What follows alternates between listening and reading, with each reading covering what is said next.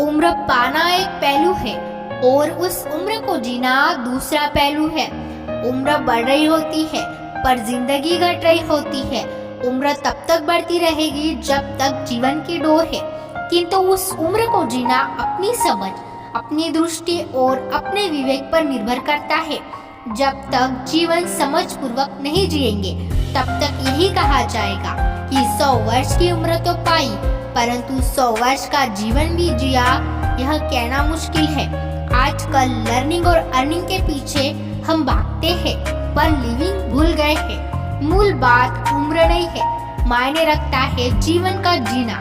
कौन कितने सुगमता बुद्धिमत्ता से जीता है उसका महत्व है। सिर्फ सांस लेना ही जीवन नहीं, सांस को सुगंधित करके जीना जीवन है।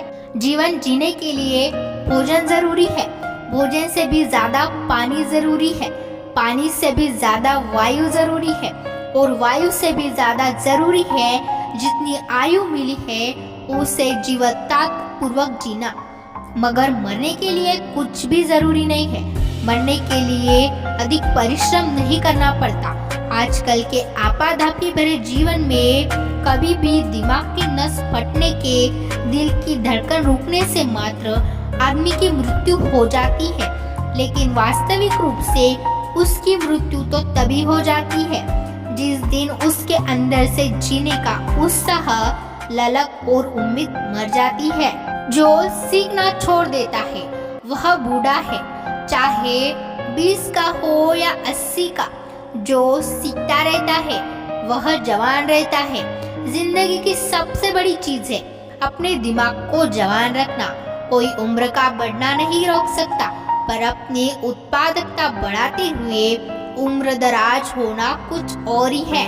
हम अपनी नासमझी के कारण रोज रोज मरते हैं, कभी हताशा से तो कभी मूर्छा से। कभी हमें अहंकार मार देता है तो कभी हम कुंटा के हाथों मृत्यु का शिकार बन जाते हैं। लेकिन जिसे जीना आता है उसे कोई नहीं मार सकता। जब हमें जीवन के मूल्य का बोध हो जाता है तभी से हम जिंदगी के हर पल की इज्जत करने लगते हैं, चाहे वह सुखद हो या दुखों से भरा ही क्यों ना हो। जीवन मृत्यु के पड़ाव तक पहुंचने से पहले हमारा प्रयास होना चाहिए कि चाहे हम कम जिए लेकिन हमेशा एक प्रकाश स्तंभ बनकर जिए। दुखों का ज्वालामुखी हो या सुनामी की लहरें, अपने जीवन को कभी टूटने नहीं देना चाहिए।